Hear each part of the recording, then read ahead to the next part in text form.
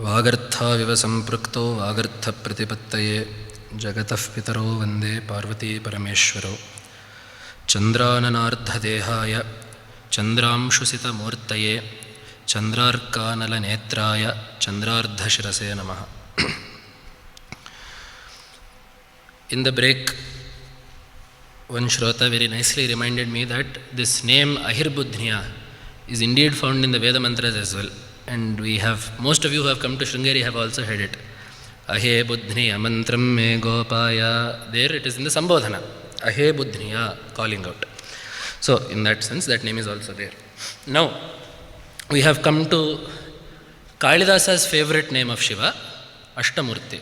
It is the opinion of many scholars, and a very well supported opinion as well, that Kalidasa is very fond of this name Ashtamurti. He uses it again and again in his kavyas. Indeed, the Abhijnana Shakuntala opens with an invocation to the Ashtamurtis, and in many places, he says in one place, Ashtabhir yasya kritsnan jagadapitanubhir bibhrato nabhimanaha.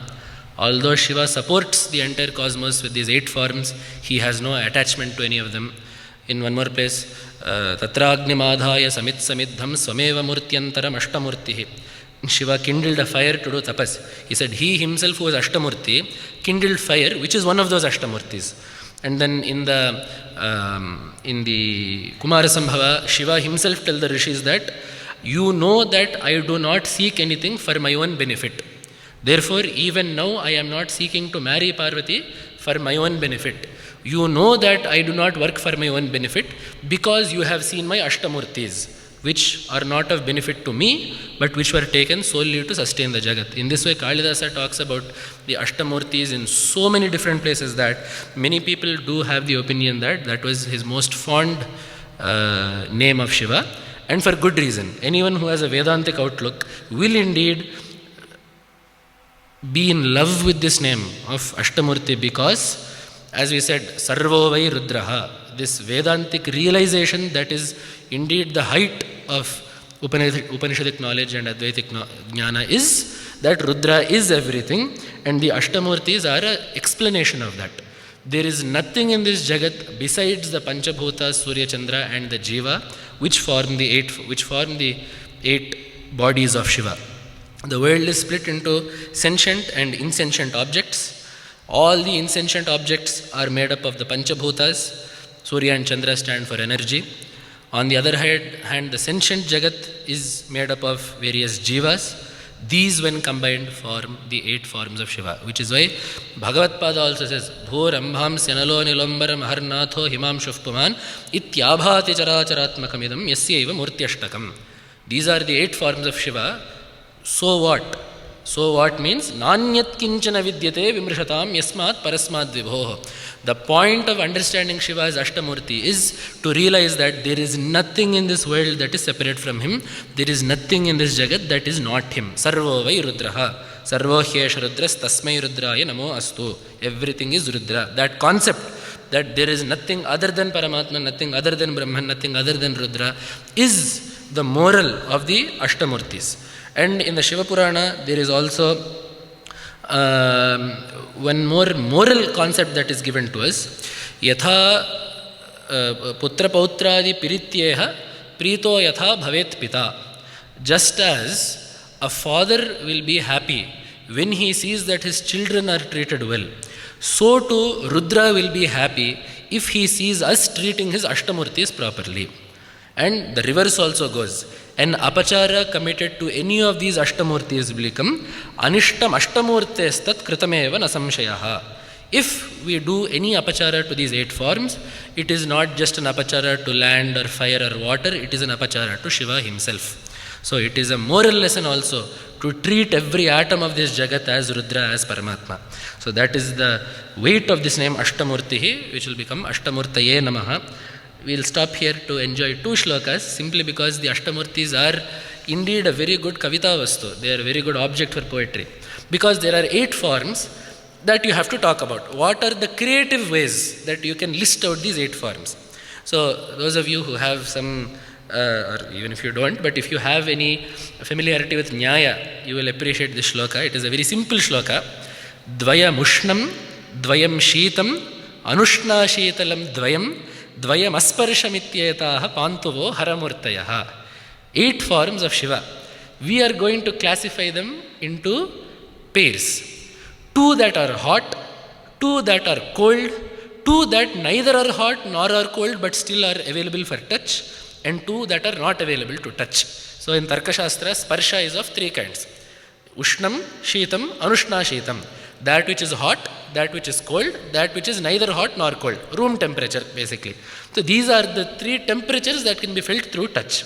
Shiva's forms encompass all of these 3 and surpass it. So there are 2 forms, Dvayam Ushnam. There are 2 forms that are hot, Surya and Agni. Dvayam Shitam, 2 forms that are cold, water and Chandra. Anushna Shitalam Dvayam, 2 that are neither hot nor cold, Bhumi and Vayu. These will become hot or cold depending on whether they have associated with something that is hot or cold, which is why you have the concept of hot air and cool air. Air does not have a temperature on its own.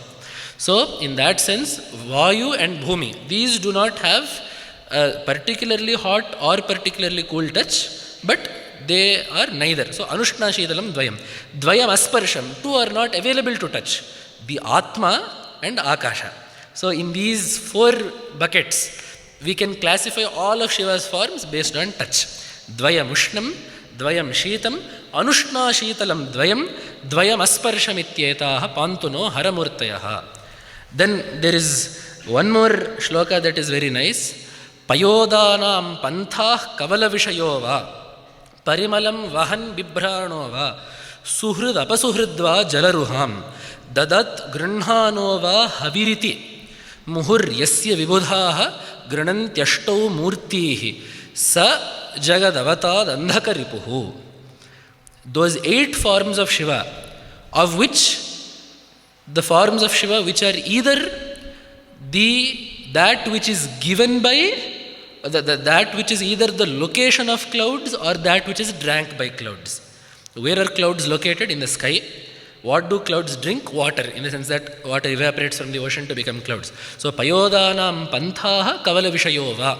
It is either the route that the clouds travel in, one form, or one more form can also be what the clouds are drinking. Kavalam means to swallow. And Parimalam Vahan Bibhranova.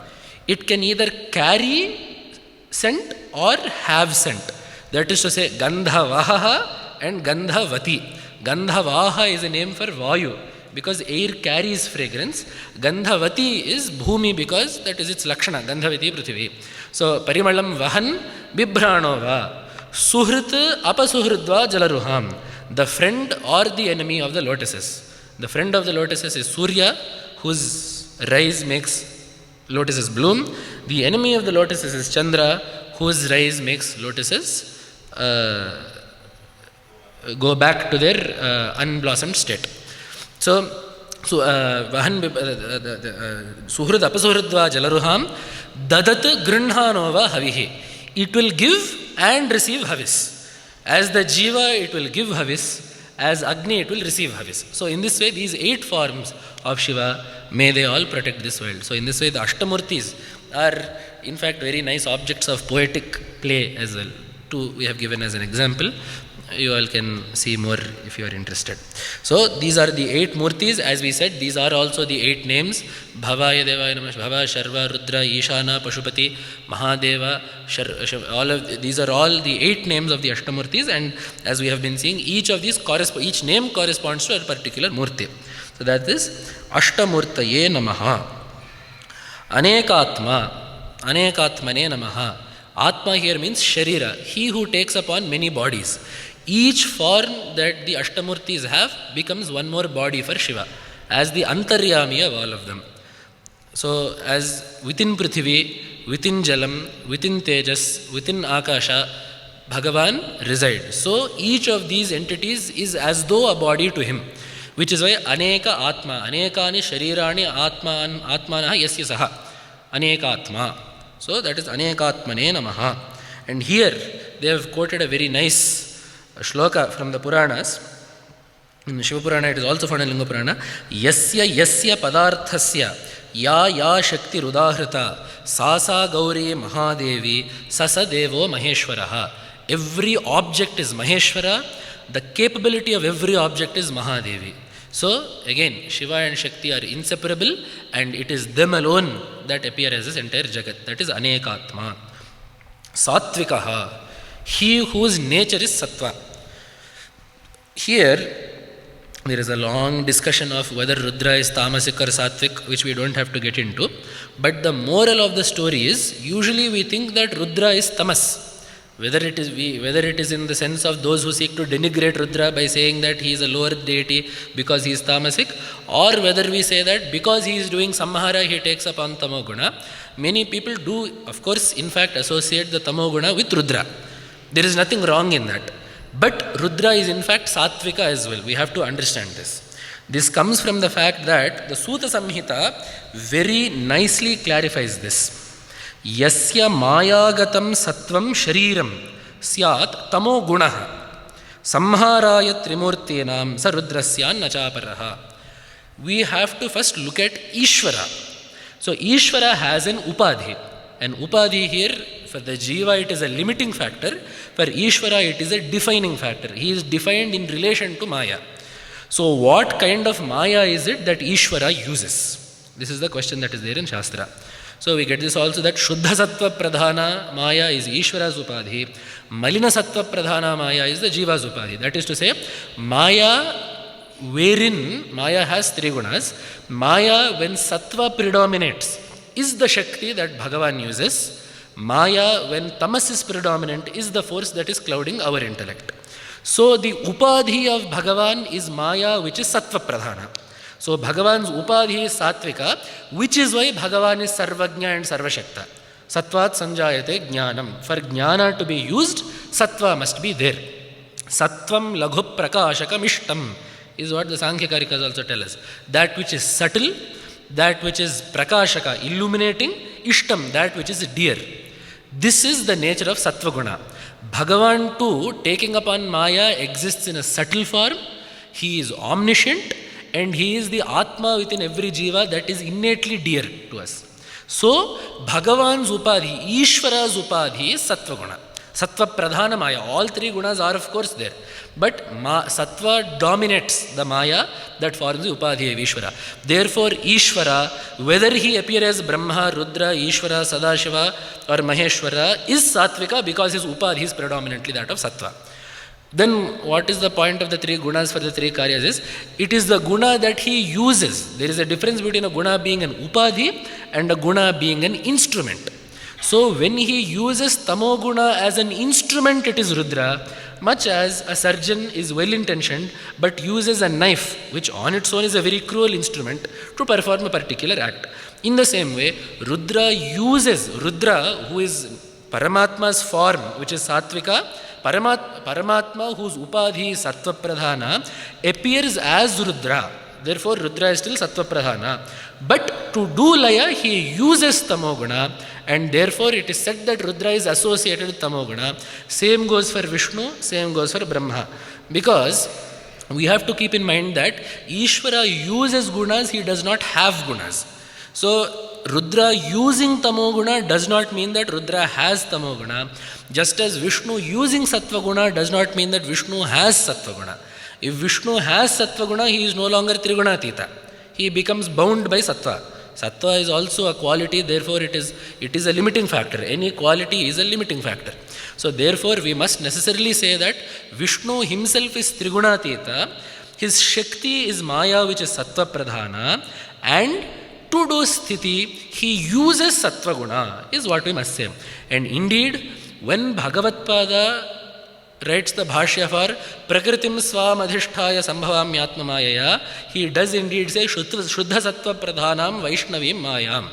Bhagavatpada writes Shuddha Sattva Pradhanam there. So it is a fact that the upadhi of Ishvara is Sattvika. Ishvara himself does not have any gunas. Ishvara, having this upadhi, that is predominantly Sattvika, uses each guna to perform Srishti, Sthiti or Laya. Therefore, Rudra is Sattvika, but uses Tamoguna to do Laya. This is what At the end of the day, the 4-page discussion that Nilakanta Dikshita has done here is telling us this. And indeed, he also quotes one more shloka that if Rudra was indeed tamasic, we should see the hints of tamoguna in his activities, which we do not see. So there he quotes a shloka, Nidraluta natava shankara shakya shanka krauryam kimapyanuchite vishaye na drishtam nanyopi kaschana gunas tamaso vikara shankya kathantava budhaihi tamasa abhibhutihi. If you are indeed tamasic, we should see you doing things that are tamasic, such as sleeping and being lazy. This is in one sense a shot at Vaishnavas, in one sense it is actually not. Because Vishnu also is not sleeping. Vishnu reclines, he is in yoga nidra, he is not sleeping. What Shiva is doing sitting up, Vishnu is doing lying down. That is the only difference. So sleeping, being unaware of something, is tamasic. Neither Shiva nor Vishnu do this. So nidra, alasya, what are all the qualities of tamogunas? Nidra, alasya, pramadottham, tattama samudahritam. Nidra, sleeping, sloth, baddhaka, that is laziness, inattentiveness. These are the qualities of tamas. Nowhere does Rudra or Vishnu or Brahma produce any of these. So nidra aluta natava shankara shakya shanka. It is not possible to even doubt that you have nidra. And in the same way, krauryam, cruelty is also not there in the sense that he has written krauryam kimapyanuchite vishayena drishtam. You have not unduly shown cruelty to anyone. Of course he has shown cruelty. As the Layakarta, he has to show cruelty. Vishnu also has shown cruelty in many places. He killed his own mother-in-law. He killed Bhrigu Maharshi's wife simply because she was standing in the way of dharma. She was protecting Rakshasas. So cruelty, he killed Tataka who was a woman. He killed Putana who was a woman. So all of this technically is cruel in that you are doing things. In Shiva also of course has killed so many people like that. Has killed so many Rakshasas like that. Cruelty is very much necessary to maintain order. But it becomes tamasic when cruelty is not measured. If you are cruel out of place, that is tamasic. Bhagavan is not affected by tamoguna, which is why whether he appears as Devi or Shiva or Vishnu, he has never shown kraurya, he has never shown cruelty in a place that is inappropriate. So therefore, given that this is the case, there is no grounds to say that you are overcome by tamas. Tamasabhibhutihi kathamuchyate. How can we say that you are overcome by tamas? You do not demonstrate any of those. Therefore, Rudra's upadhi is also Sattvika simply because Rudra is Ishvara. The Ishvara that appears as Brahma, Vishnu and Rudra, his upadhi is Sattva. Therefore, Rudra is also Sattvika. So that is why the name for Rudra here is also Sattvikaha. Sattvikaya Namaha. Then Shuddhavigrahaya Namaha. He whose form is pure. There is no blemish in Rudra's form. That is to say, whenever Bhagavan takes upon a form, it is always a blemishless one. Because it does not have the doshas of a human body. Because the human, see, when does a body become pure? When there are no blemishes. Why does the human body get blemishes? Because of karma. Some indriyas will not work, or sometimes you will lose a limb, or some body parts will not work properly, or you will get illness. The body will decay because there is papa karma that has to be experienced.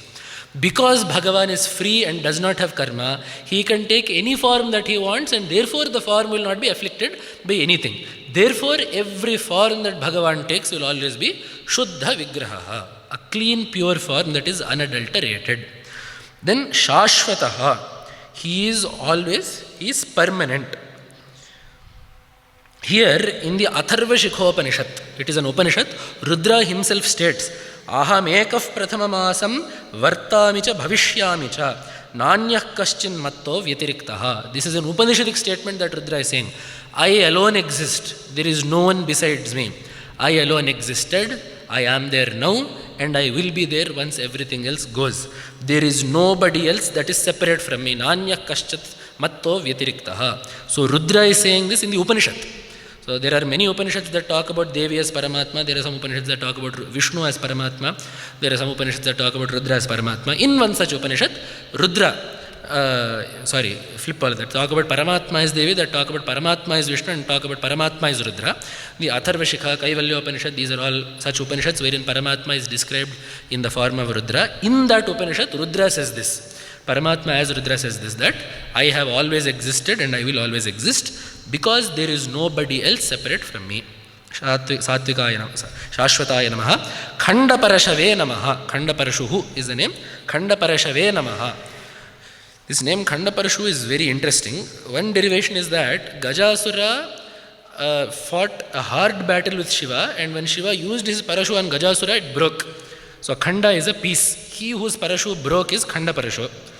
This is not a very great meaning, honestly, and I looked for this in the Puranas, it was not available. However, Nilakanta Dikshita has written here that Gajasura vadhe Khandaha Parashavaha Asya iti Khandaparashuhu iti Tika Sarvasya.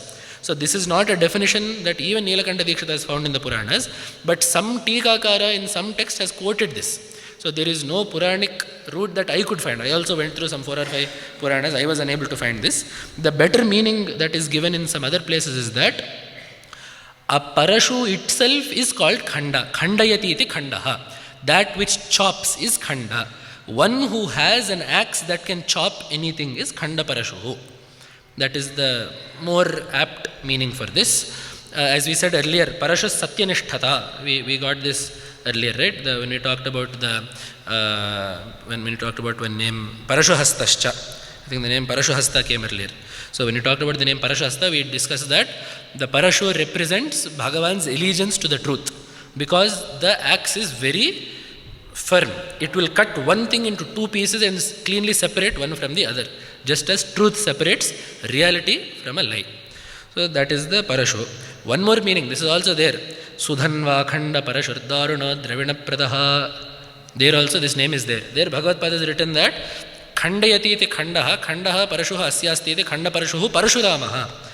Because the Parashurama had an axe that could cut anything, the name Khandaparashu in the Vishnu Sahasrama applies to Parashurama. Where did Parashurama get this axe from? From Shiva only.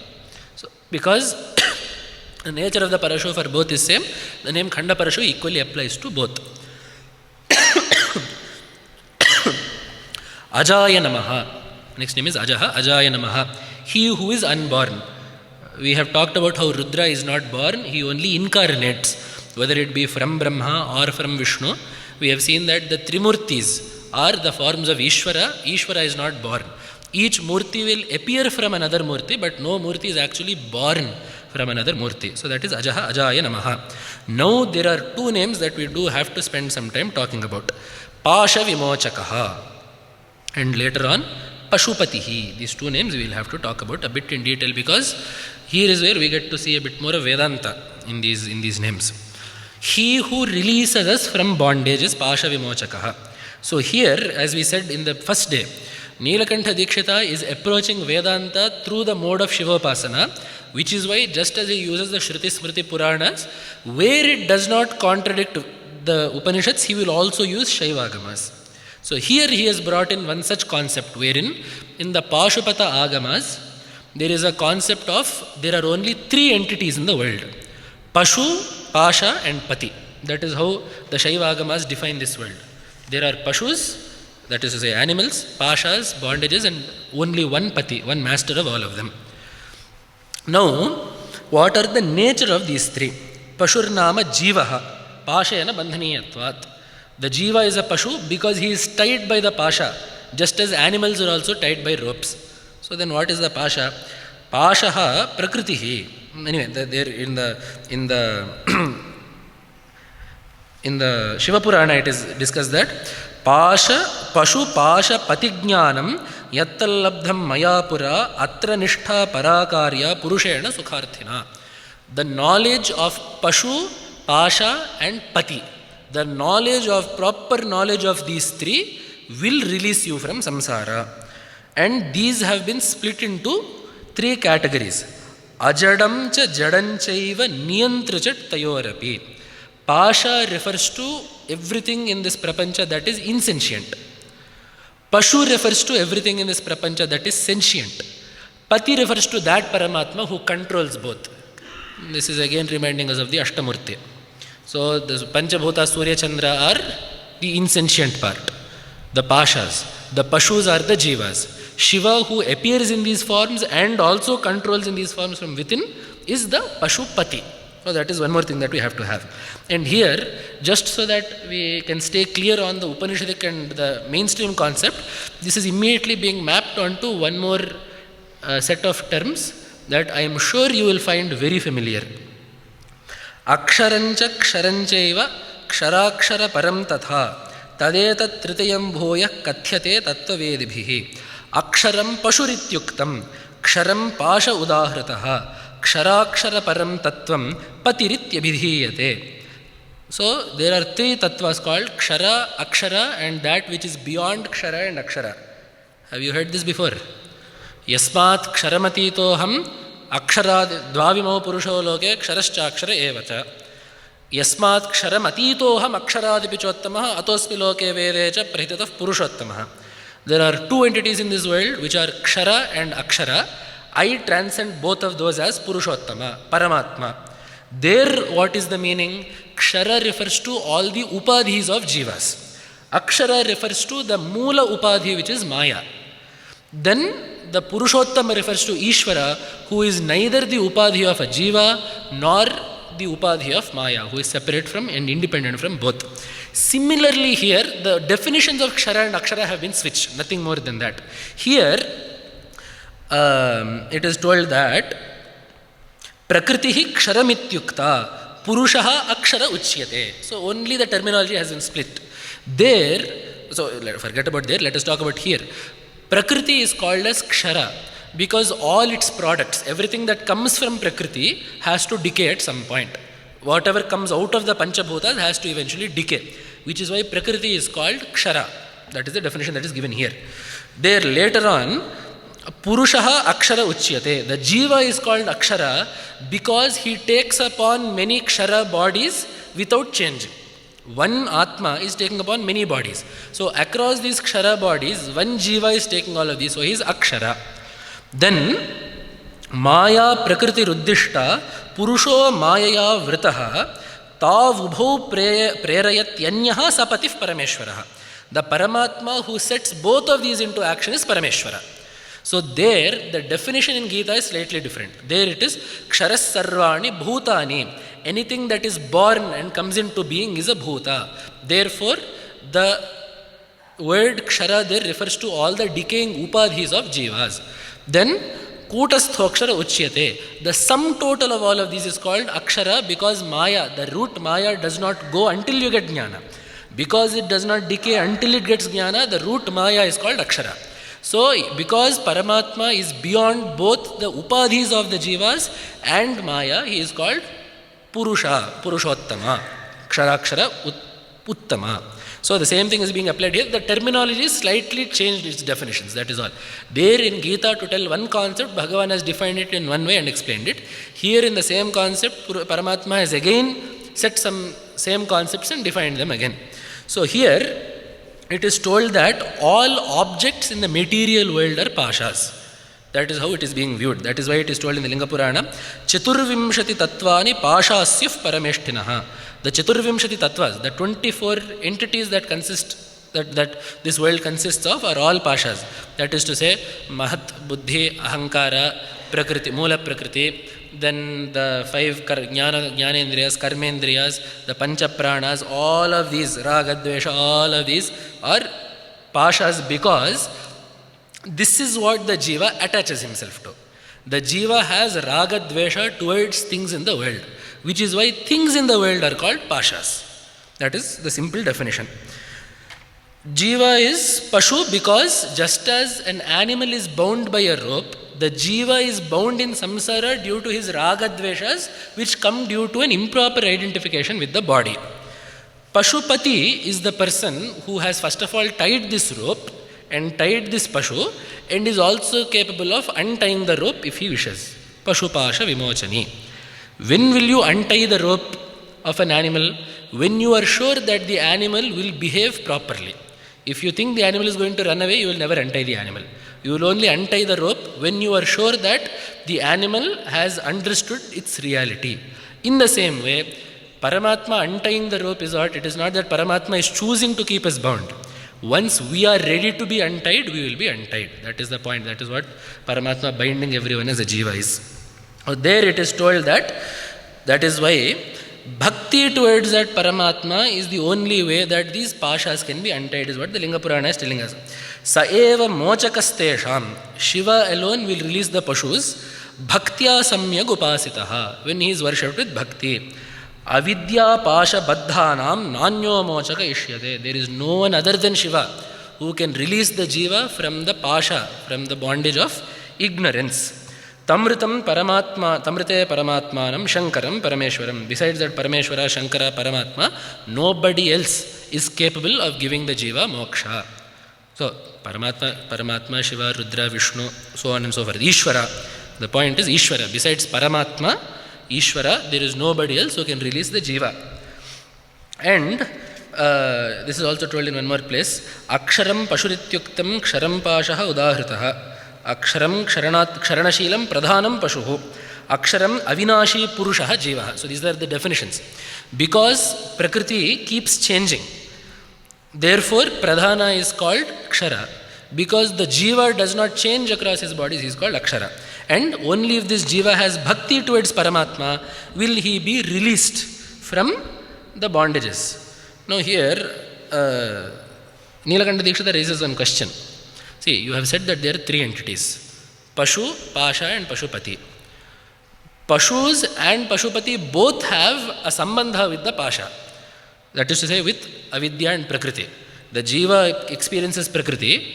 Paramatma also is using Prakriti. Why is it that Prakriti becomes a Pasha for the Jiva but has no effect on Ishvara? See, if there is a rope, it should be able to tie anyone. The rope should be able to tie the animal just as well as it can tie the owner. Why is it here that the rope is only able to tie the Pashu but not the Pashupati?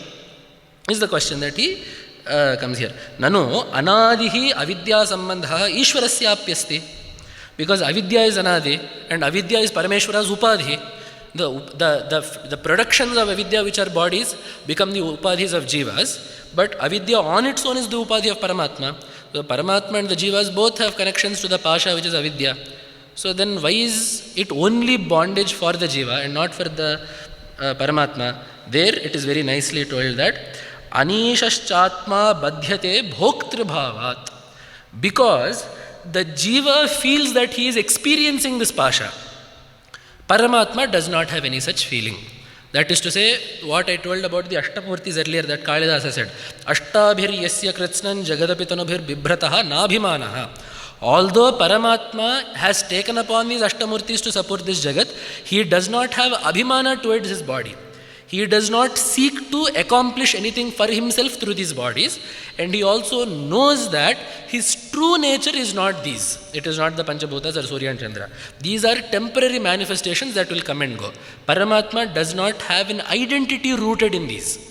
However, the jiva experiences these as a bhokta. This is my body. These are things that I like. These are things that I don't like. Therefore, I want the things that I like. I want to get rid of the things that I don't like. Because the jiva experiences the pasha, that is to say avidya, and all the objects of the jagat as seeking to enjoy them, he is tied by it. If he does not seek to enjoy them, he will be freed from it. Paramatma does not seek to enjoy this pasha. Therefore, he has no need to be freed from it because it has never tied him in the first place. Which is why Jnatva Devam Muchyate Sarvapashaihi is what the Upanishad is telling us. Then here, Nilakanta Dikshita raises one more question. You have said before that bhakti is what will let Paramatma release the jiva from the pashas. Sa eva mochakastesham bhaktya samyag upasitaha is what the Purana told us. So bhakti is what will release us from the pasha. However, you have just now quoted an Upanishad mantra where it says Jnatva Devam Muchyate Sarvapashaihi. Having known Paramatma, you will be released from pashas. Which is it? Bhakti or Jnana? You have said that Bhakti is what will release you from pashas. Now you have said that in the Vedas, Jnana is what is releasing you from pashas. Which one is it? These two seem contradictory. There, he again quotes there is one more Vedavakya that is quoted. Yada charmavada akasham veshtayishyanti manavaha tada shivam vijnaya dukhasyanto bhavishyati. If you are able to take off your skin and stretch it such that the sky is covered, only then will you be freed from the bondage of dukkha without knowing Paramatma. That is to say, just as it is impossible to cover the sky with just your skin, it is impossible to be freed from dukkha without knowing Paramatma. So at every turn the Upanishad reminds us that jnana is the only way to moksha. It reminds us of that. So here, therefore, then what is the situation of bhakti? Bhakti is not different from jnana if done properly. That is the moral of the story. So here, the same place, the Linga Purana is being quoted. Bhaja ityesha vai dhatuhu sevayam parikirtitaha. Bhakti is of three forms. Physical, that relating to speech, and that relating to the mind. Bhakti as related to the body means using your body to do Bhagavat Seva. That is bhakti as related to the body. Bhakti as related to the speech, doing mantra japa, speaking about Bhagavan, singing about Bhagavan, Nama Sankirtana. What is bhakti of the mind? Our immediate answer will be thinking of Bhagavan. That is not what the Puranas have declared. Let us see what the Purana says. Tasmat seva budhaif prokta bhakti shabdena bhuyasi bhajanam bhakti rityuktam vang manah kaya karma bhihi. So, through the vak, manas and kaya, seva, bhakti must be taken up. What is the manasika form of bhakti? Satyaha sarvagaha ityadi shivasya gunachintanam rupapadana chintam va manasam bhajanam viduhu. The first and most important form of manasika bhakti is dwelling on the tattva of Paramatma. Sarvagaha, he is omnipresent. Shivaha, he is nirguna. Dwelling upon Paramatma's tattva is the true nature of bhakti. If this is not possible, vakara means the dvitiya paksha. It is not the pradhana paksha, it is an apradhana paksha. The vakara is told for what? Rupa apadana chintam va. Apadana means the stories of which Bhagavan has gained renown. So thinking of Bhagavan's form or thinking of Bhagavan's stories is option number B. Option number A is thinking of Bhagavan's tattva, which is why we do have to draw a line in terms of how much we can think about these things. We should take care that our bhakti is pushing us towards the pradhana bhakti and not towards the apradhana bhakti. The names and the forms exist to take us towards the tattva, not vice versa. It is not that we know the tattva so we can revel in the stories more. We have stories so we can revel in the tattva. The Tripurasura Samhara story is beautiful, no doubt. But the point of that, if you have not understood the point of that story, that Paramatma is Devata Sarvabhauma, and that knowledge of Paramatma destroys the three puras of the bodies, then you have missed the point of the story. If we like the story of Kumara Sambhava, Manmatha Dahana, this is all very nice. But if in the end you have not realized that burning desire is the only way to get Bhagavan, then you have missed the point of the story. In this way, we can key every single story that is there in the Puranas, as we have seen until now. The Purana itself will tell you what tattva is there in the story. Many people say, how do we know what tattvas are there in the Puranas? You don't have to search. Vyasa Maharshi wrote these in a very clear manner. All it takes is you just have to sit down, read it, and slightly apply your intellect to it. Applying the intellect is somehow something that we like to switch off when we have bhakti. The second that we say bhakti, it somehow has to be something that is not intellectual, it only belongs to the heart. That is not at all the Vedantin's conception of bhakti. It is not a bad form of bhakti, but it is not the form of bhakti that is useful for Vedanta. If you wish to truly go forward, people say, how should we go forward in sadhana with bhakti? The job is to seek out tattvas. And one more marker of whether you are going forward is, at some point you will start to like the tattvas. That is to say, just as when we hear a nice story, our heart finds some sort of enjoyment. Or when we see a nice form, our heart finds some enjoyment. Or when you go to a temple, the mind finds some pleasantness. If you are able to find that same pleasantness when thinking of a tattva, it means that you are going forward in your sadhana. Because if you look at what our rishis liked, forget about normal bhaktas, think about our goal are the rishis. That is our final goal. What the great upasakas of old did, what the maharshis of old did, that is the highest stage of bhakti. We don't have to start there, but we have to at least aim there. So if we see the kind of tattvas that were drawn, that the rishis were drawn to, it is very much that they were drawn to the tattvas, which is why the Upanishads are the life of Sanatana Dharma, not the Puranas. The Puranas are forever second fiddle to the Upanishads simply because we prioritize Tattva Jnana over emotional comfort. The reason why many people stay in Bhakti without moving to Vedanta is simply because Bhakti is used as an emotional crutch. It gives them great pleasure to know that there is a man in the sky watching over them that is taking care of them. This is a nice feeling to have. It will help us to some extent. However, we cannot settle ourselves that this is the reality. Simply because there is more to be known. Who is that person? How is he related to me? Why does he have to take care of me? See, that is one thing that is a problem in other religions, wherein the entire concept of salvation becomes a very egocentric exercise. The fact that God has a plan for you, it makes the entire view of philosophy or religion that this entire Srishti exists for you. You are what is important in the Srishti. The job is to detach from that. So the point is not to see what can be done for me in Bhakti. The point for Bhakti should not be what does Bhagavan do for me, but rather should morph into the question, who is Bhagavan? Why is Bhagavan like that? What is the point of knowing Bhagavan? Bhakti has to evolve. You cannot expect a child to start like this. You have to show him Hanuman, you will have to give him some gada, you will have to tell him to jump around, you will have to tell him to put on some costume. As he grows up, you will have to tell him some stories, you will have to show him morals in that stories. Look how Parvati behaved, look how Rama behaved, look how Ganapati behaved. You will give him morals such that he not only has some worship for that devata, but he also draws something from it. Once he becomes of an age where he does have the capacity to think, theorize and also take in some philosophical input, it is necessary that a child be exposed to philosophy at that point. Because without that, the relationship with Bhagavan will be stunted.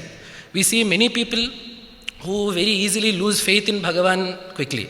Losing faith in Bhagavan will only happen when, as I said, your relationship with Bhagavan is an emotional crutch. The second you feel that you cannot rely on Bhagavan, your relationship with Bhagavan is gone. See, why do people lose faith in God? They trusted Bhagavan to do something for them. Without understanding who Bhagavan is, why he would even be interested in me in the first place, what relationship does he have with this prapancha, why is he seeking to interact with it, how does he interact with it. If you don't understand this, and you expect Bhagavan to do something from you, that is how you quickly lose faith in Bhagavan. However, while keeping in the mind that Bhagavan also said, Suhridam Sarva Bhutanam, I am the well-wisher of all bhutas, keeping that in mind, if you understand what it means when Name Dveshyosti na Priyaha, Name Parthaste Kartavyam Trishu Lokeshu Kinchana, when viewed in the context of this, see, Bhagavan says both, Name Dveshyosti na Priyaha is there, Yomad Bhaktas Same Priyaha also is there. How do you reconcile these two? I don't like or dislike anyone. At the same time, this bhakta is dear to me. What is the reconciliation of these two? This reconciliation can only happen if you understand Bhagavan, Srishti, Karma, why the Jiva is here and how knowing Bhagavan is useful to the Jiva. So the point of Bhakti being a Manasika Jnana is that Bhakti must help us evolve. The reason why we are sitting here for 3 days talking about 108 namas is because each one of these namas allows us to do that. The nama starts on one side with a story and finishes on the other side with a tattva. So while it is important, of course, to have an emotional connection with Bhagavan because that does provide a pleasantness to the path, there should also on one side be a razor-sharp, intellectual desire to know who Bhagavan is. So that desire to know, that is why Jignasa, that is why Vedanta starts with Brahma Jignasa, not Brahma Prema or Bhakti or whatever sense it could be. And it is also why the highest sense of Prema and Bhakti is also told as Jnana. Vedanta, Brahma Jignasa is needed simply because without a desire to know, sadhana will not go forward. So keeping that in mind, the rishis, while giving us so many Puranas and so many stories, and so that is why Bhakti is Madhurya. Madhurya is meant to get you addicted to the object. So the hope is that through Bhakti, you latch yourself onto that Paramatma, after which you seek to know that Paramatma. So given that that is the case, our rishis have told us here also that thinking of Bhagavan's true tattva is the highest form of bhakti that one can aspire to. That is not the case for everyone. I am not saying that we all have to walk out of this room and immediately let go of any feelings that we have for Bhagavan. It is of course the case that Kathayantascha Mam Nityam Tushyanti Charamanti, that is all there. Bhaktas will speak of Bhagavan, they will revel in those stories, they will like talking about that.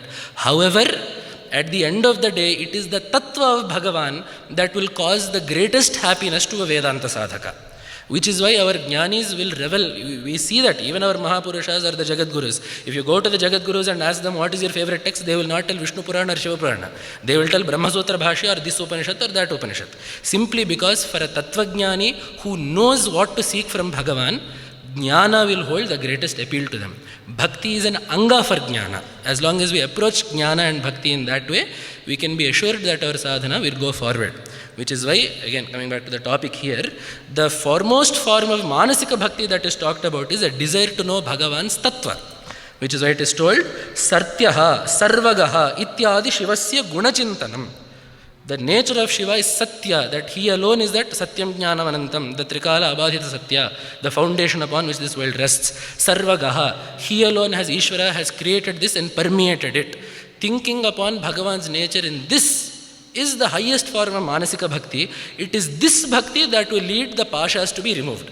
Because only when Bhagavan is certain that you have understood him perfectly, will he allow you to merge with him.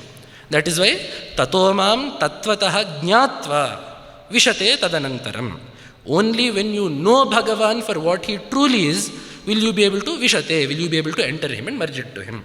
So that is the entire sequence of the Pashu, Pasha and Pashupati that we have been given. There is an Anadi Pasha, which is why the Pashu and the Pashupati are also Anadi. That being the case, the Pashu is bound by the Pasha because the Pashu is seeking to enjoy the Pasha. The Pashu is seeking to enjoy the products of the Pasha and is identifying with it, whereas the Pashupati does not.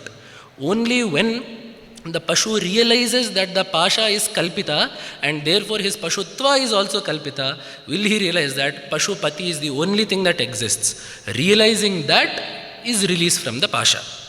It is so that is to say, how do you release yourself from the fear of a snake in the rope? Figure out what the rope is. That is the simple proposition.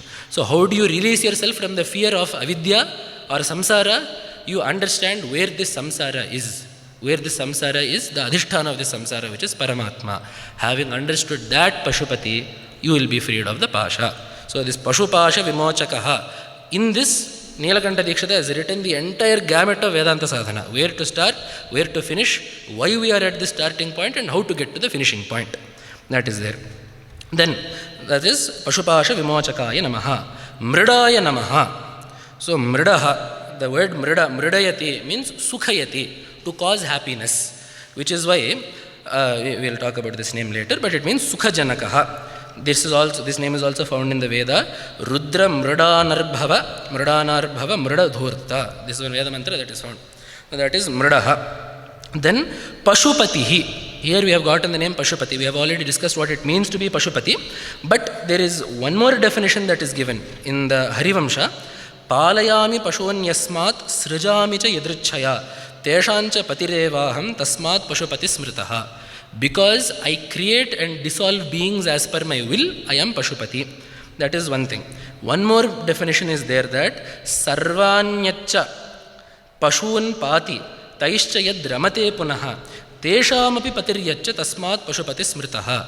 Because I create them and sport alongside them. Bhagavan has not left us alone in samsara.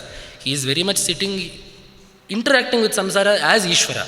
The fact that Bhagavan interacts with samsara is his identity as Ishvara. So given that that is the case, I create these Pashus, I give them dharma that upholds them, and taihi ramate, I sport alongside them in my game, that is this Jagat. So that is the nature. There is one Vedic story here, wherein here he raises the question that the word Pashupati cannot mean that Bhagavan, that Rudra is the Lord of all beings, because in the Vedas there is a story wherein Bhagavan has asked to be Pashupati. He has quoted one Arthavada Vakya from the Yajurveda. Sobravid varam vrana ahameva pashuna madhupati rasani.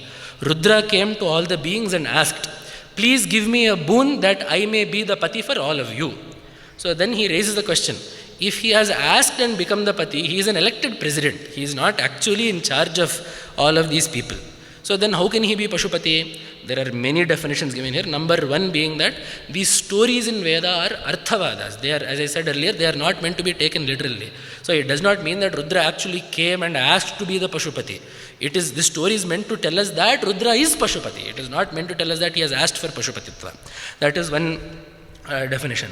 One more definition is there wherein, as we said earlier, Veda is repeated from the previous kalpa. Correct? So what is the Veda Vakya here? Saha abravit, he had said. So Paramatma has stated this in the beginning of this kalpa. Rudra had said. How did Paramatma say this? He had said this in the previous kalpa also. Rudra had said this. When did Paramatma say that? In the previous kalpa, Rudra had said this. Basically, you cannot point to a singular instance from where on Rudra henceforth is the Pati of Pashus. It will follow in this infinite regress that Rudra was always the Pati of Pashus. This is one more meaning that Appaya Dikshitendra has written here. And there are many other such things that in the Vedas, for example, Vishnu does an Ishti, in the Nakshatra Ishti, Agni does an Ishti to become Agni. What does this mean? One Jiva in a Purva Kalpa did an Ishti to become Agni in the next Kalpa. Amongst these Devatas, Vishnu and Rudra also come, through which it follows that Vishnu also did an Ishti to become Vishnu, Rudra also did an Ishti to become Rudra in the next Kalpa. Even if we take it like that, there is no problem. At the end of the day, Rudra is Pashupati of his own nature. Swataf Pashupatitvam.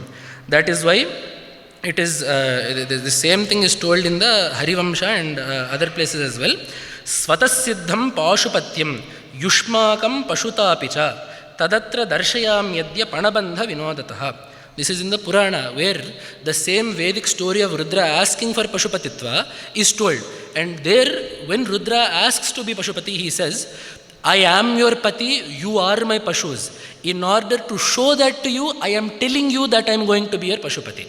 So Rudra asking to be Pashupati is not that he was not Pashupati before and he has become Pashupati, but it is only if the Jivas realize that they are Pashus that they will seek to know the Pashupati and come out of the Pasha.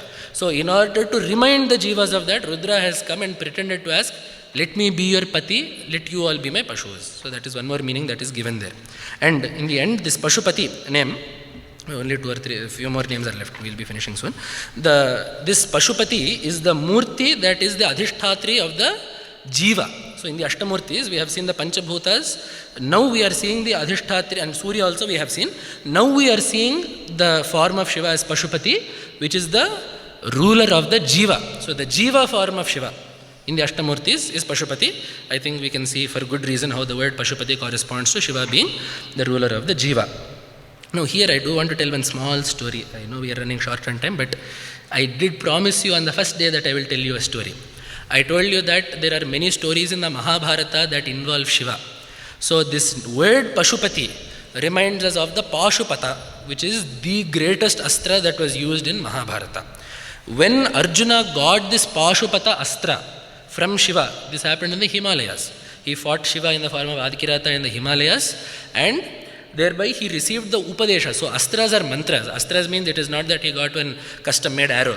Astra, Pashupata Astra means there is a Pashupata mantra that if you do japa of and you get siddhi of and you apply it to the bana, the arrow will have a particular strength. So when we say that Arjuna got the Pashupata Astra from Shiva, it means that Pashupata Astra Vidya was given by Shiva. So he got it from Shiva and thereby went to Swarga. In the fast forward, from Aranyaparva we have now come to the Yuddha. During the war, on the 13th day, Abhimanyu was killed by Jayadratha because Jayadratha again had gotten a boon from Shiva that he would be able to stop 4 Pandavas on one day. Interestingly enough, Shikhandi was also able to contribute to Bhishma's death again because of Shiva. Amba prayed to Shiva. As I said, Shiva comes in many places in the Mahabharata where all there has to be a change in the story. The Pancha Pandavas are all Indra born due to Shiva. Shiva only collected 5 Indras to be born as the Pandavas. In the same way, here also Jayadratha had gotten a boon from Shiva that he could stop the Pandavas. Because of that, the Pandavas were unable to help Abhimanyu and Abhimanyu died. The second Arjuna heard this, he took a pratigna that by sunset tomorrow, on the 14th day of the battle of Kurukshetra Yuddha, I will kill Jayadratha.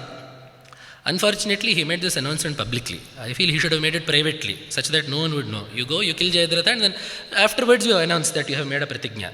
By announcing before what happened, Drona put the entirety of the Kaurava army between Arjuna and Jayadratha. There were 3 vyuhas. We know that the Padma vyuha or the Chakra vyuha was there on the 13th day. On the 14th day, there were 3 vyuhas placed between Arjuna and Jayadratha, of which the Chakra vyuha was one. There was a Suchi vyuha, Chakra vyuha, one more vyuha was placed behind that. In the back of that vyuha, 7 Maharathis were placed. Behind them was Jayadratha. All because Arjuna made a public announcement. If he had done it privately, this much would not have happened. So, Krishna asks Arjuna on the 13th day night, and Arjuna says, if I do not kill him, I will burn myself in fire along with the Gandiva. Krishna is stunned. He said, why did you take such a rash step without consulting me? He said, because you are there, I did not consult you. I have faith in you. One answer that only a bhakta will be able to give. So Krishna said, okay. That night, Arjuna was very stressed. So he sat Krishna down. He did puja to Krishna. Puja means he worshipped Krishna, he honored Krishna, and he went to sleep.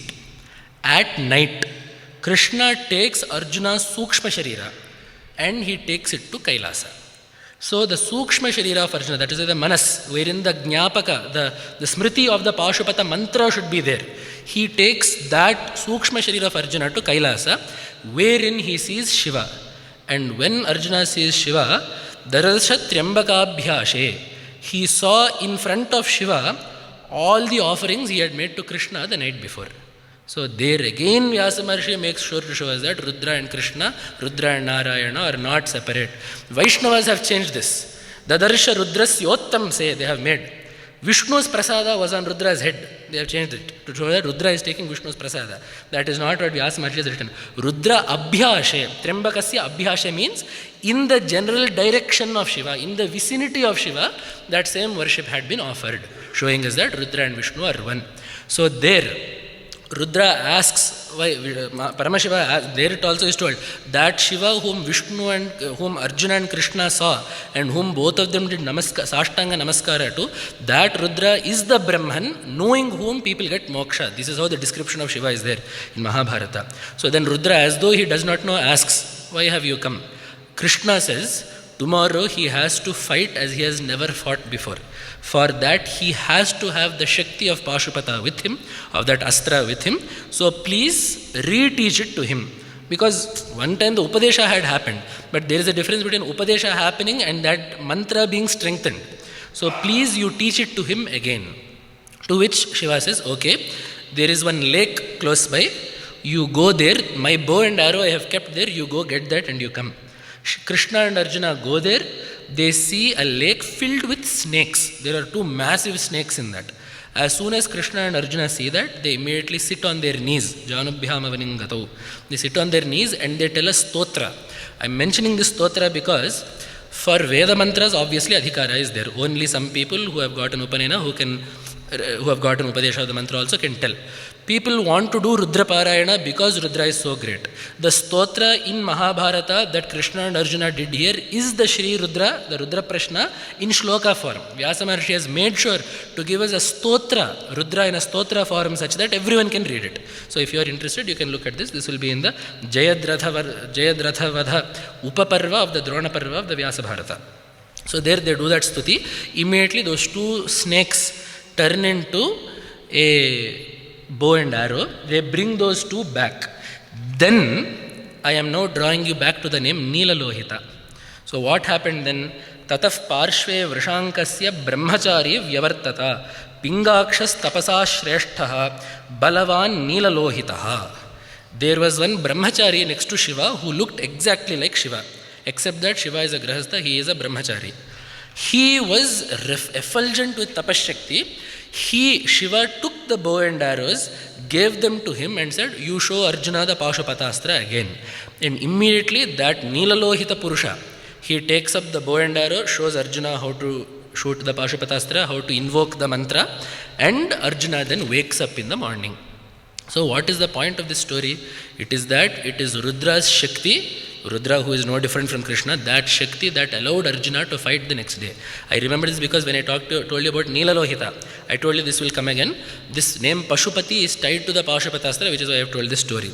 And even more interestingly, after he fights on the 14th day, Arjuna fights like nobody else on that 14th day. He kills 7 Akshauhinis in one day.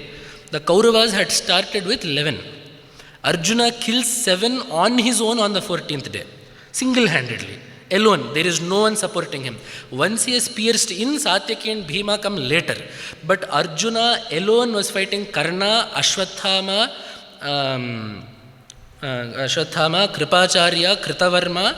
All of these, he was fighting them alone single-handedly. Drona was in the beginning of the Vyuha, but when he went to Jayadratha in the back, all of these Brihadbala was killed by Bhimanyu the day before, but Brihadashva, then so many other, Somadatta, all of these people are there. Arjuna is fighting them single-handedly. So basically Karna also was in the middle. Karna, Ashwathama, all of these Arjuna was fighting single-handedly. So when looking at the fight that Arjuna gave that day to the Kaurava army, everybody was astounded.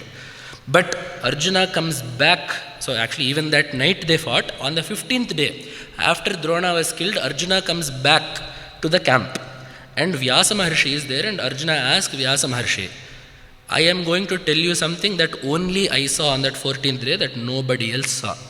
People think that I fought on that day. I did not fight. In front of my chariot, I saw a massive figure with Trishula in hand striding amongst the enemy ranks. From his Trishula, thousands of Trishulas are coming and slicing through the enemy ranks. The holes that his Trishula made were later filled by the arrows that came from my bow. I have shot arrows into the holes that his Trishula made. I have not actually killed anyone. Who is it that did this? And Vyasa Maharshi tells him, you are indeed most fortunate because you have seen Rudra in front of you. So on the 14th day, the anugraha that Krishna got Arjuna was that Rudra himself worked through the Jiva, through Arjuna to kill everyone else. Now this should remind us of one more statement. Maya hatanstvam jahi mavyathishthaha mayaivaite nihataf purvameva. Who told this? Krishna.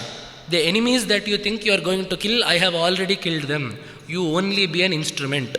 Krishna said it, Rudra showed it. So all of these stories in Mahabharata, if we actually look at them, it will be so beautiful because we will understand why Vyasa Maharshi has written so many detailed stories. So this is one more name that comes from Pashupati. Next, Deva. We have talked about Deva before. Divyati, Kridati iti Devaha. He who plays. Here he has quoted the Brahma Sutra, Lokavattu Leela Kaivalyam. The Jagat is his play. Play means you play for no reason. Why do children play? They play because they are happy. They don't really particularly desire any benefit out of it. In the same way, Paramatma plays with this Jagat. That is one meaning that is there. Then Mahadeva. He who is Mahan and a Deva is Mahadeva. This means his Mahatva, his greatness is of two kinds. Here it is told that Sarva Pujyatva, in the Purana it is told, Pujyate yas surais sarvaihi mahāścaiva pramanataha dhatur maheti pujyayam mahadevas tatasmritaha. His greatness is of two natures. He is great because everybody worships him. There is nobody in this universe, including the Devatas, Manushas and Rakshasas, that does not worship Rudra. So because he is worshipped by everyone, he is Mahan. One more is that he is Sarvavyapaka, his Parimana. His size is also Mahan in that he encompasses everything. He is Mahadeva. This is the form of Rudra that is the Abhimana Devata of Chandra. So Chandra, of the Ashtamurtis, among Surya and Chandra, Surya we have already seen. Chandra, the Chandramurti is Mahadevaha. So Mahadevaya Namaha. Then the next, this is also found in the Veda as well. Tatpurushaya vidmahe Mahadevaya dhimahi. So this is a Vedic name also, Mahadevaya Namaha. Then next is Avyaya. He who does not change is Avyaya. Avyaya Namaha. Harihi. This is also a name. The name Hari is found in the Shiva Ashtottara Shatanama. Haraye Namaha. There are two meanings that are given here. Reasons. One is because any name of Vishnu is also equally applicable to Shiva. This is a rule in our Shastras. Because Shiva tells Vishnu in the Harivamsha, Namanitava Govinda Yani Loke Mahanticha Tanyevan Mama Namani Natra Karya Vicharana and Avayor Antaram Nasti Shabdair Arther Jagatpate. Krishna tells, O Govinda, your names are my names are your names. There is no difference between the sound or its meaning. These two words, Shabdair Arthaihi antaram nasti. This is important because some people say that actually all names belong to Vishnu. Vishnu only hands out names to all devatas and therefore they get their names from Vishnu. If that were the case, this should not be true.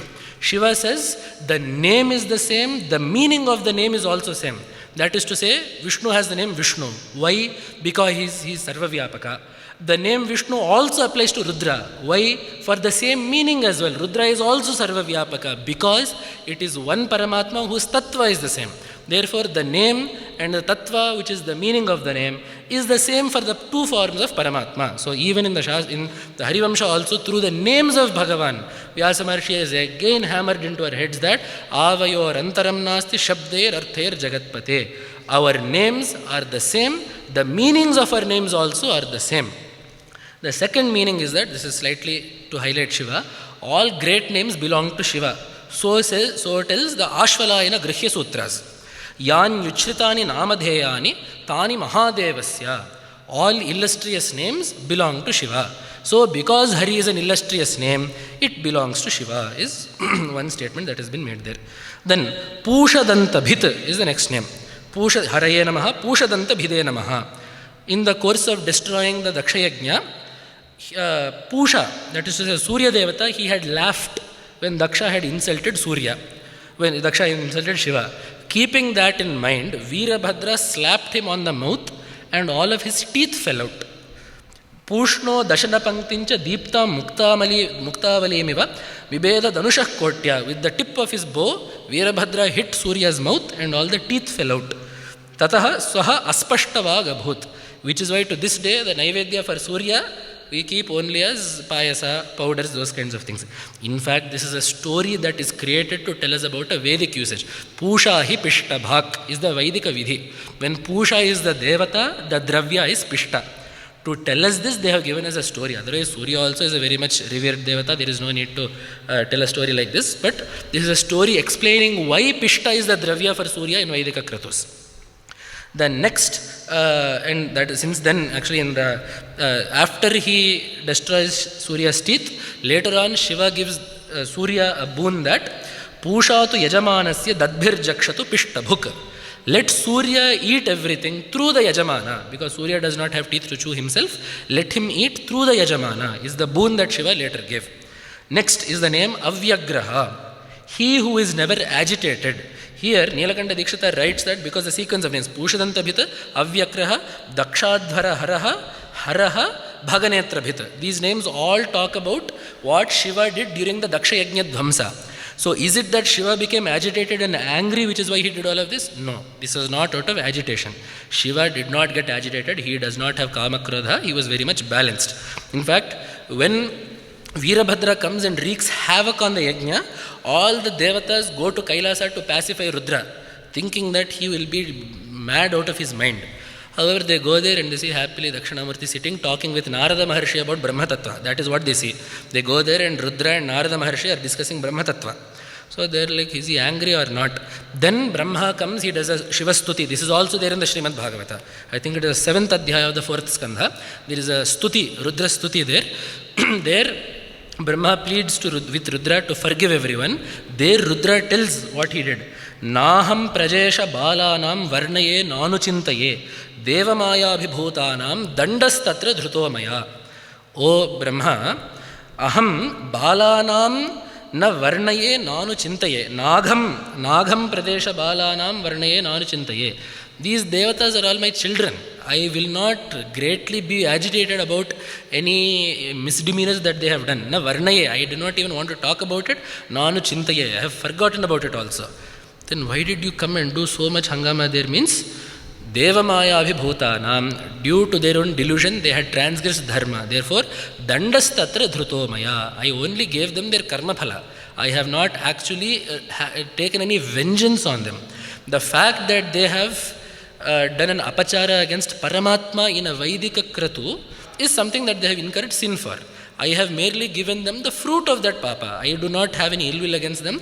I do not want any vengeance against them. They are like children to me. I do not have any hatred against them. This is what Rudra tells Brahma in Bhagavata. So that is Avyagraha. He is not perturbed by anything. Nothing disturbs him. Then Dakshadhvarahara. He has destroyed the Yajna of Daksha. That is to say, Avaidika karma does not please Paramatma, which is why Krishna says, Tasmat Shastram Pramanante Karya Karya Vyavastito. Daksha's fault was that he let his dvesha for Shiva get in the way of his Vaidika karma. In fact, if he had kept the dvesha to Shiva to his own heart, but done the yaga properly, giving Rudra the proper yajna bhaga, this much destruction would not have happened. So this is a demonstration that our raga dvesha sometimes get in the way of our dharma as ordained by Shastra. We should do what Shastra tells us, not what we like or dislike. That is the moral that is being taught there. Dakshadhvarahara Haraha. Then the next name is Haraha. Haratiti Haraha. He snatches things away. Harihi also means the same thing. Hara and Hari differ only in the pratyaya. The dhatu is the same. The meaning of the pratyaya, the suffix is also the same. The name Hara and Hari are exactly the same. Harati iti Haraha, Harati iti Harihi. Both names are the same. We have already talked about that. One more thing that we do have to talk about here though is, we had talked about the name Mrda before. When Paramatma, when we take Shiva, Shiva doing Srishti, his name is Bhava. When Shiva does Sthiti, his name is Mrda. When Shiva does Laya, his name is Hara. His name is Bhava during Srishti because the name Bhava means he who gives rise to things. Mrdaha because he who keeps people happy, Sattva Guna. Hara because he who snatches things away, Tamas. This is what Pushpadanta tells us. Bahula Rajase Vishwotpatto Bhavaya Namo Namaha Prabala Tamase Tatsamhare Haraya Namo Namaha Jana Sukhakrite Sattvodrikto Mrdaya Namo Namaha. Okay, what about when he is not doing Srishti Sthiti Laya and when he is Nirguna, what is his name then? Pramahasi Pade Nistre Gunye Shivaya Namo Namaha. When he is Nirguna, his name is Shiva. That is one thing. The other name is also that the name Hara is a great mantra. Haraya Namaha is one of the most important mantras of Shiva, which is why Ashtavaram Hara iti Jale Magno Japennaraha Aghamarshanamev etat Sarvapapev Pramuchyate. Standing in water, if you tell Haranama, it is said to be very purificatory. And indeed, I had told you in the first day that for purification, the names Achyuta and Ananta and Govinda are used for Vishnu. After puja, you will see, we say Achyutanam, Anantanam, Govindam, Achyutanam, Anantanam, Achyutanam, Govindebhyo Namaha. You do in the end of puja. What about for Shiva? For Shiva, it is Haraya Namaha, Mrdaya Namaha, Shankaraya Namaha, Haraya Namaha, Mrdaya Namaha, Shankaraya Namaha, Haraya Mrdaya Namaha, Shankaraya Namaha, Hara Mrda Shankarebhyo Namaha. This is what is done there. So the name Hara is placed there also because it is purificatory. That is one more thing. One more interesting thing that he has written here is, we would have heard one shloka that even thieves have gotten moksha because they have used the word Rama. Vanecha Ramaha, we walk in the forest. Vasucha Aharamaha, we steal wealth. Nadimsta Ramaha. In this way they have said Rama so many times. Not meaning to say Rama, but because Rama has come in the verb. So many times that Itirayanto Vipine Kirataha, even thieves in the forest have gotten moksha because of Rama. There is a similar shloka that is done with the Haranama. Unfortunately, Nilakanta Dikshita has not written it here. All he has written is, this story is there in the Puranas, but basically thieves were there. They said, Ahara, steal everything. Prahara, hit them. Samhara, finish them off. They have said Hara so many times as part of this that they also have gotten moksha. Interesting story that they have told there. So now we have come to the last shloka. We will finish off in 10 minutes. Bhaganetrabhit Avyakta Sahasraksha Sahasrapaat Apavarga Pradonanta Starakaf Parameshwaraha. Bhaganetrabhide Namaha. Usually the word Bhaga refers to Surya. Ino Bhagodha Manidhi in Amara. But here, because Pusha already came, this Bhaga is separate. We can think that roughly this is the Bhagya Devata. This Bhagya Devata winked while Daksha was doing Shivaninda.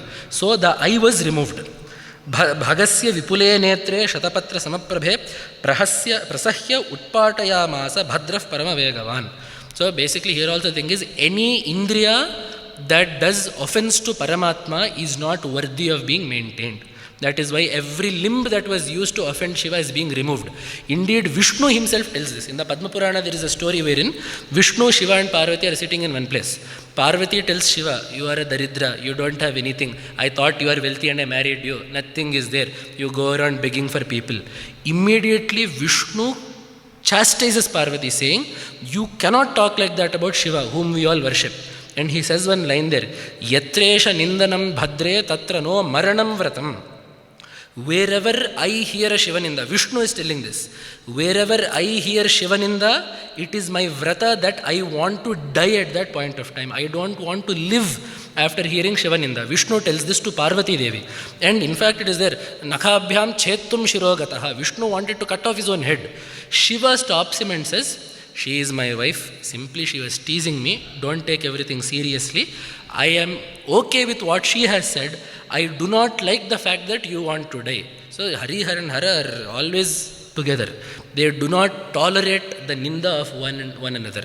So here also we say, here one indriya is being talked about. Anyone who has used the eye or the tooth or even the beard or the leg, anyone who has used even one indriya to offend Paramatma does not deserve to have that indriya.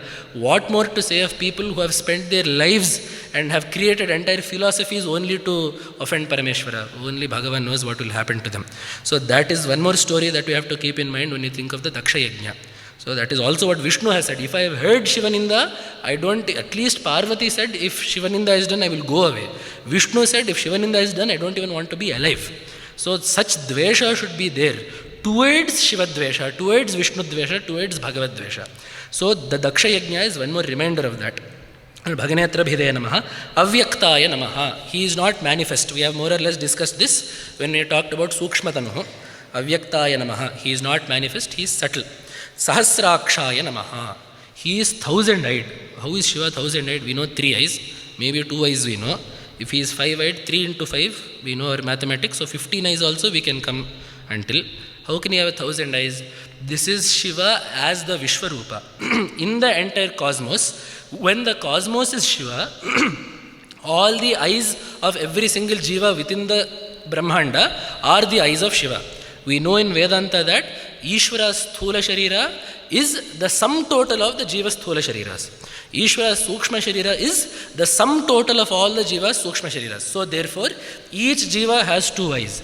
Paramatma in the Vishwarupa, wherein the Vishwa is his Rupa, takes upon a form wherein all of these eyes then belong to him. Indeed, this is what we see even in Vishnu's Vishwarupa, wherein we see Anekabahodara Vaktra Netram Pashyamitvam Sarvato Ananta Rupam. Arjuna says, I see you with many hands, many stomachs, many eyes, many faces, for the same reason. Also in the Purusha Sukta, when he says Sahasraksha, Purusha, Sahasraksha, Sahasrapaat, that is the same thing, that is the Virat Purusha. The Virat Purusha is the name of Paramatma as the Samashti Sthula Sharira Abhimani, as the person whose Sthula Sharira is the entire cosmos. For that reason, Rudra is termed as Sahasraksha here. Interestingly, of course, we will remember the Purusha Sukta. The Purusha Sukta is treated as an Upasthana mantra of the Namaka Chamakas. That is to say, when a karma is done, there will always be a supplementary karma to it.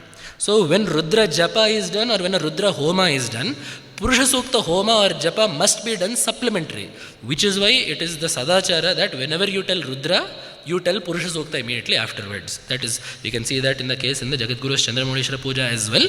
In the Chandramauళishwara Puja, there is one more thing. We will tell Rudra, Purusha Sukta, then Durga Sukta and Shri Sukta. Keeping in mind Shiva, Vishnu, Lakshmi and Durga as the Shaktis of those things, because in the Chandramauళishwara Puja, yet again the Jagadgurus keep Chandramauళishwara, Narasimha Salagrama and Shri Chakrashila. Shakti, Shiva and Vishnu are one. That is proven every day in the Chandramauళishwara Puja. That is the Vidhi of the Jagadgurus. So in that we see that immediately after Rudra is done, Purusha Sukta is told. So Purusha Sukta is of course also an independent mantra, but it is also treated as an Upasthana mantra for the Shatarudriya. So that is one more thing to keep in mind. Interestingly, usually Purusha Sukta is attributed to Vishnu. We don't have any problem with that. But there is also no problem in saying that the Purusha Sukta is attributed to Shiva. The only place where people say an objection is, in the end it says, Hrishchate Lakshmi Ischa Patnyo. The 2 wives of this Virat Purusha are Hri and Lakshmi. However, this, so they say, therefore it has to be Vishnu. However, the reverse is also equally true. Hrinkara is the mantra of Devi, who is the wife of Shiva. So if you start from Lakshmi, you will say Vishnu. If you start from Hrihi, you will go with Shiva. And interestingly enough, in the Vayu Purana, Vishnu does a stuti to Shiva, wherein he says, Namaste Lakshmi Pataye, Shrimate Hrimate Namaha. Vishnu tells this to Shiva. Namaskara to you, O Lakshmi Pati. Vishnu is saying this to Shiva. Namaste to you, Lakshmi Pati, who is also Hriman. So that Hrishchate Lakshmishcha Patnyo that are appropriate to Paramatma, you are the Paramatma whose 2 Shaktis are Shri and Hri. So if it is Vishnu, we will take Shri as predominant. If it is Shiva, we will take Hrihi as predominant. Both of these we don't mind at all. So some interesting information there. Now that we have understood Sahasraksha, Sahasrapaat also we understand, because he has 10 feet for the same reason. The entire cosmos is his body, therefore all the feet in the cosmos become his feet. Then apavarga pradaha, he gives moksha. Moksha is called apavarga because there are 4 purusharthas. Dharma, artha, kama are limited. Vargat apetam, vargad apetaha apavargaha. That which is separated from the rest of the group is apavarga. Moksha is separated from dharmartha kamas because moksha is permanent, the others are not. So Paramatma gives us that moksha through jnana. Aikya with that Paramatma is moksha. Then anantaha, he does not have any bounds. This is the paricheda traya. He is not bounded by time, he is not bounded by space, he is not bounded by object. The fact that he is not bounded by time is told us by the mantra Nityo Nityanam Chetanas Chetananam Eko Bahunam Yo Vedhati Kaman. He is Nitya, he is permanent, meaning that time does not limit him. Then later on, Sarvavyapi cha Bhagavan Tasmat Sarvagata Shivaha. He is Sarvavyapi, therefore he is not bounded by space. Nastri Nashando Napuman. He is neither female nor male nor neuter. Therefore, he is not limited by object also. That we get said, Etat Taditya Nirdeshyaha. You cannot decide that he is this or that. Therefore, he is not limited by object. So, he is Anantaha. And this is also Shruti Prasiddha Nama. Anantam Avyayam Kavikam Samudryantam Vishvashambhuvam.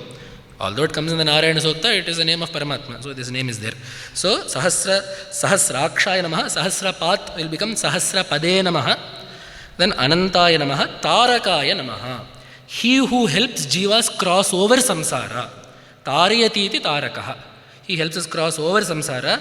This also we get. Namastaraya Namashambhavecha. Namastaraya. He helps us cross over.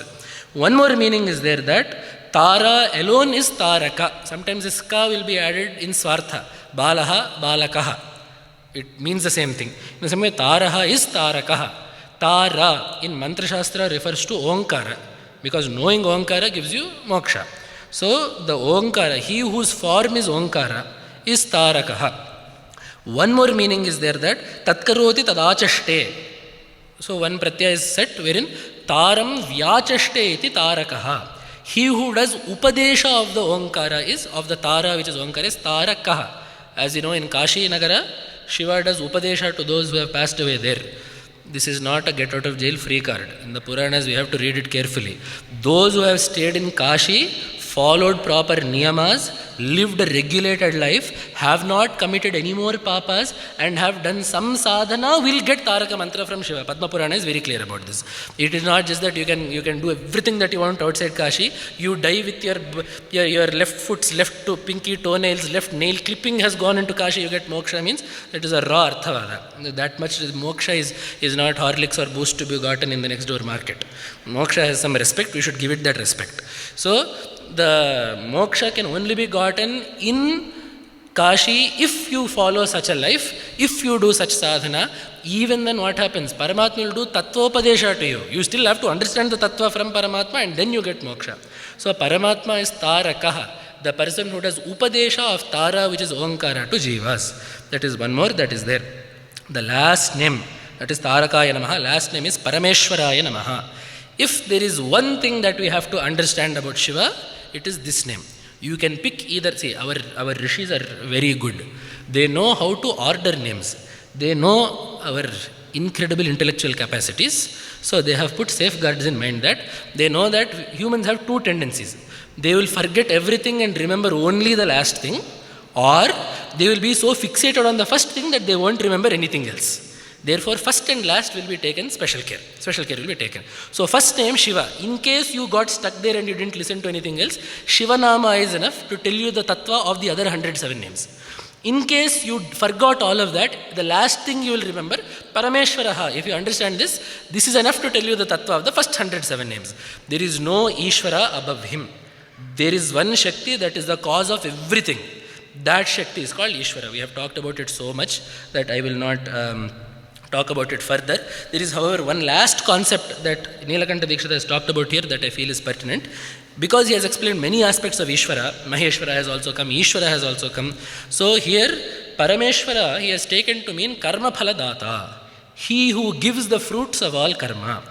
So here, here he also gets the Veda mantra, Karmadhyaksha sarva bhutadhivasaha sakshi cheta kevalo nirgunascha. What is the nature of the Ishvara? Karmadhyaksha. He sees everything that is done, gives the phala accordingly. Sarva bhutadhivasaha. He is the Atma within each jiva. Sakshi. He is the witness to everything. Chetaha. He is Chaitanya Sarupa. Kevalaha. He is alone. Nirgunascha. He is Nirguna. So here we get the question. He puts up one doubt. If Shiva is the one who gives all the karma phalas, why do we worship other devatas? See, what we want at the end of the day, if we do something, we want the karma phala. If Shiva is giving us the karma phala, then why worship other devatas at all? So there, the simple answer that is given is that those other devatas are nothing more than manifestations of Shiva. And to tell us this, the Kurma Purana has one portion called Ishvara Gita. I strongly encourage you all to look at that. It is so similar to Bhagavad Gita, and I will prove that in 1 second here, wherein the same thing Krishna, Paramatma, Shiva, Paramashiva has told one thing about the difference in the worship of him versus the worship of other devatas. Let us see what he says. Grananti sadatam vedaha mam ekam parameshwaram. The Vedas declare me alone as Paramatma. Yajanti vividhair agnim brahmanaha vaidikair makhaihi. Brahmanas, they will do yajnas into Agni only. But aham hi sarva yajnanam bhokta chaiva phalapradaha. Does this line sound familiar? Aham hi sarva yajnanam bhokta cha prabhurevacha in Bhagavad Gita. Aham hi sarva yajnanam bhokta chaiva phalapradaha. Sarva deva tanurbhutva sarvatma sarva samsthitaha. I alone, in the form of all of those devatas, take the ahutis. Yecha anya devata bhaktaha pujayantiha devataha madbhavana samayuktaha muchyante tepi bhavataha. Those people who worship other devatas, knowing that those devatas are also my manifestation, get the fruit of the yajna and also get freedom from karma. And tasmat anishwaran anyan tyaktva devan visheshataha mameva samshrayed isham sayati paramam padam. So what has Paramatma basically told here? See, the reason why I am telling this, people see in Gita that Bhagavan has told the same thing here.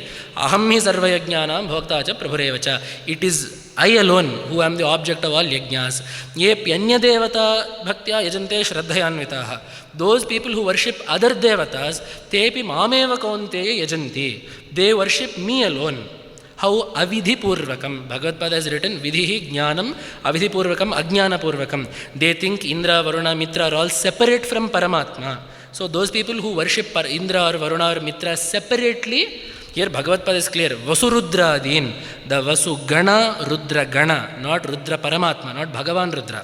The Rudra Gana is taken here. So those people who worship Vasus or Rudras or Ashwinis, etc. separately, they do not know that it is that Paramatma alone who is performing a certain function in these forms. So, even though they do that, those people who do yagas to other devatas, I still get the fruit of that. They do not know that. I will still accept that. They do not know that because they have ajnana. Immediately people have interpreted this to mean, therefore, if you worship anyone other than Vishnu, you are worshipping Anya Devata. That is not what Bhagavad Pada wrote there. Ishwarat Vasudevat. Bhagavad Pada is clear. Anyone other than Ishvara. The clarification of that is given here in the Purana. That is why the Bhagavan Rudra has told here that Tasmat Anishwaran Anyan Tyaktva. Do not worship anyone other than Ishvara. That is to say, do not worship a limb. Worship the whole entity. Sa Atma. Anganyanya Devataha. Paramatma is the whole.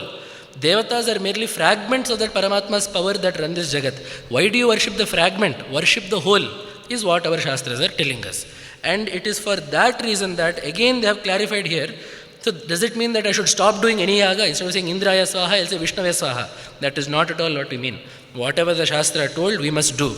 Then how do we do this? You don't worship Anya Devata, you worship only Ishvara, but you still have to give ahutis and puja. Some people have stopped doing Ganapati puja for this reason. They have put someone else. They have taken out Ganapati, changed the bottu and put one more person there and they'll do puja. This has all come simply because they have not understood what Krishna has told in Gita. Rudra has explained that here. What does it mean to not worship Anya Devatas but still do karma properly? Here Rudra has told that ये च अन्य देवता भक्ताः पूजयन्तीः देवताः मद्भावना समायुक्ताः. Knowing that it is one Paramatma who has taken upon the forms of all of these devatas, someone who does all the karma properly, they will be freed from karma. Sayati paramam padam. That is to say, again, we are finishing on the same note that there is nothing else in this cosmos beyond Ishvara. The Jagat is Ishvara's vibhuti. The Jiva is Ishvara's reflection. All devatas are amshas of Ishvara. There is no second entity in this Jagat besides Ishvara. Eko havai Narayana asit. Sarvo vai Rudraha. Ekaivaham Jagatyasmin. These statements are all leading to the same thing. There is only Ishvara. Nothing else is there in this Jagat. Which is why this Ashtottara Shatanama has finished with the name Parameshwara. Etad Ashtottaram Namnam Shatam Amnaya Sammitam Shankarasya Priya Gauri Japtva Shambhu Prasadadam Trailokya Manvaham Devi Varsham Ekam Prayatnataha Avapasa Sharirardham Prasadat Chula Paninaha. Paninaha is an Arsha Priyaga, it should be Panehe. But as we remember, these Ashtottara Shatanamas are a mantra of which the Rishi is Narayana, Chandas is Anushtup, Devata is Sadashiva. It was given by Narayana to Gauri such that she could get half of Shiva's body. So here what they have told is Etad Ashtottara Shatam Namnam Amnaya Sammitam. Here Amnaya Sammitam has been commented upon in two ways. Amnaya Sammitam means Veda Tulyam. It is equal to the Vedas. The second one is it is measured out by the Vedas. The Pramanya for these names lies in the Vedas and the supporting Vedic literature. Which is why in each name Nilakanta Dikshita has shown us this name is there in the Vedas. And this name has been told more or less in the Vedas. The meaning of this name has come in the Vedas. This name is there in the Puranas. This name is there in the Itihasas. Every single name comes from the Vedas, every single name comes from the Puranas, every single name comes from letters that the Rishis have given us, which is why I am stressing again that every single name is equal to a Veda mantra. Do not think that there is anything wrong with these.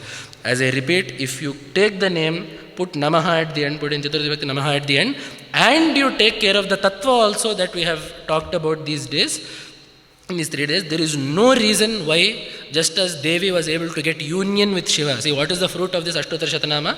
Knowing it, Devi was able to merge into Shiva. The fruit of knowing Shiva Tattva, the Rahasya, this entirely esoteric, subtle Tattva of Shiva. What is the point of knowing this? To get into Shiva's body, to merge into Shiva, to realize that we are but a fraction of that Paramatma. We are not different from him in nature. This body is the only thing keeping us separate from him. If the body is removed, the Chaitanya that is left is not the Jivas, that Chaitanya is Ishvara's alone. This knowledge is the fruit of understanding the Shiva Tattva Rahasya, which is why in the end, Tatphalam Prapnaya, Tatphalam means whatever Gauri got, they will get that phalam. Tatphalam Prapnaya Nityam Ekavritya Nasamshaya. You read through this once and you will get that fruit. Sakridva Namabhif Pujya Kulakotim Samudharet. If you do Archana to Shiva with these names once, your entire Vamsha will get a VIP pass to Sarga. Bilva Patraif Prashasteishcha Pushpaishcha Tulasidalaihi Tilakshatair Yajedyastu Jivan Mukto Nasamshayaha. Someone who uses these names and does Archana to Shiva with Bilva, Tulasi and Pushpa, they will become Jivan Muktas. Is it that easy? We need to find 108 names, get one printout that has 108 names, put one linga, throw 100 flowers, and we are Jivan Muktaha. On top of that, Nasamshayaha, without a doubt. So here Nilakanta Dikshita, always in Vedanta, as I said, Jnana, Tattva is what we need. This statement applies to Uttamadhikaris whose minds are ready to understand the Tattva. For such a person, reading these names once will give them a roadmap of everything that is there to know about Paramatma. Just as a Jnani or a well-rounded Upasaka, an Upasaka who has almost come to fruition, if he goes to Lalita Sahasranama, if a Srividya Upasaka goes to Lalita Sahasranama, he will come out with Brahma Jnana. If a proper Vishnu Upasaka goes through Vishnu Sahasranama, he will come out with Brahma Jnana. In the same way, someone who has properly done Upasana of Shiva, who is trying to cultivate that Manasika Bhakti towards Shiva that we had talked about earlier, if such an Uttamadhikari comes to this Ashtottara Shatanama seeking to know Bhagavan's Tattva, he goes through the names and knows the meaning of them as well. He will become a Jivan Mukto Nasamshayaha. So now what is our goal? To become such an Uttamadhikari. It is one thing to know these names, but The job is to become such an Uttamadhikari. Such an Uttamadhikari, we have talked about so many times, not having raga, dvesha, having a desire, mumuksha, shanti, danti, uparati. You all know this. This is basic 101 of Vedanta. Every Vedanta retreat you go to, the same sadhana, chaturshya, sampatti, they'll start with. So that is the goal that we need to set for ourselves, to become a proper adhikari, Uttamadhikari, for whom these 108 names are nothing less than the purport of the Upanishads. So, with the grace of the Guru and the grace of Bhagavan, I will not say within the time that was given, because every day I have gone over time. So, both within and without, antarbahishcha tat sarvam vyapya, both within and without the time that was given, we have gone through all 108 names of Shiva. So as I said, these are all mantras. Every name of Shiva is a mantra. This is both the greatness of Shiva, this is also the greatness of this language. We will finish off with that. This is Deva Bhasha. Every single letter here is not a sound that conveys meaning, it is a matrika devata. For that reason, the combinations of these letters that rishis have seen, that purport, that tell us about tattvas of that Paramatma, have been arranged in beautiful sequence from Shiva to Parameshwara. If we can understand this, if when we tell these Ashtottara Shatanamas, we can feel this in our mind, there is something called Tattva Saundarya. See, Indian aesthetics have the rasas, no doubt. The Navarasas we do talk about. Things are beautiful because of Shrungara, Veera, Karuna, Adbhuta, Hasya, Bhayanaka. This is what the mind learns to latch on to.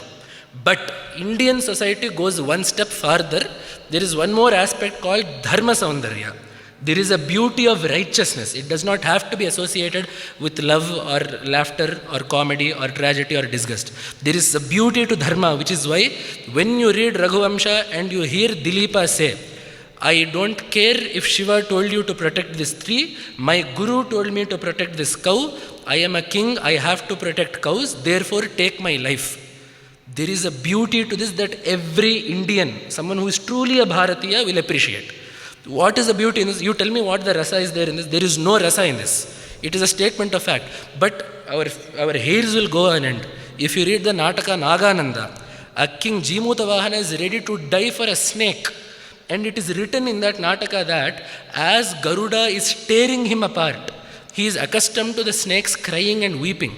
Instead, he sees on Jimutavahana's face the satisfaction that he has never seen anywhere else. So there is a sound, there is a beauty to that. Every Indian will relate to this. What rasa causes this beauty? There is no rasa that causes beauty. Dharma. There is a beauty to dharma, there is a beauty to following dharma that causes our hearts to latch on to this. This is in society. Indian society has gone one step further. There is a beauty to philosophy as well. It doesn't have to be something that is of use to us immediately. It does not have to be something that we can tangibly use. It does not have to be something that supports us physically or emotionally. There is a tattva of Bhagavan that is beautiful in its own right, and the Indian mind that is properly cultured has learned to appreciate that and codify it in such texts. Such texts exist simply because there is a beauty to tattva, and a jnani and upasaka, a bharatiya can appreciate that. Which is why otherwise 108 names that otherwise are not, if you read them on their own, nothing may perhaps pop out to you. But the fact that Nilakanta Dikshita was able to put so much knowledge, so much information, so much tattva into these 108 names is testament to the fact that the Indian mind learns to appreciate the world, it learns to behave in the world, and it learns to transcend the world solely due to its allegiance to Vedanta and Jnana. That Jnana starts with Ishwaropasana, bhakti towards Ishvara, love for Ishvara, and a desire to know Ishvara. So if these 3 days have helped us go forward in those 2 aspects, we have passed our test with flying colors. And offering my Sashtanga Pranamas to the Jagat Gurus and the Paramatma who appears as the Jagat Gurus and who was the subject material of the Shiva Tattva Rahasya, I will take my leave for this session. Ityesha Vangmaye Puja Srimad Shankarapadayor Arpita Tena Deveshav Priyatam Me Sadashivaha Tava Tattvanna Janami Kidrishosi Maheshwara Yadrishosi Mahadeva Tadrishaya Namo Namaha Jagat Janmadi Lakshyaya Svecha Svikritamurtaye Vidhvastakhila Heyaya Shri Nrisimhaya Mangalam.